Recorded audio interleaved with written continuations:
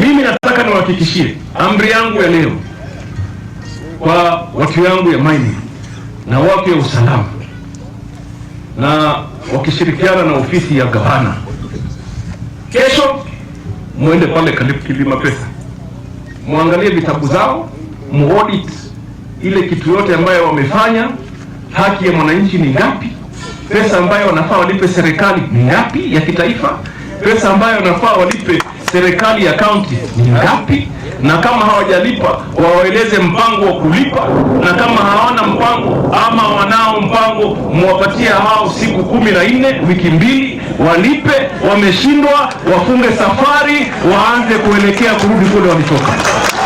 Ni aibu sana tukiona ya kwamba kampuni moja imekuja imechukua ardhi kubwa, lakini kama ni suppliers wanatoka nje, kama ni wafanyikazi wanatoka nje, na hawa vijana wako hapa hawana kazi.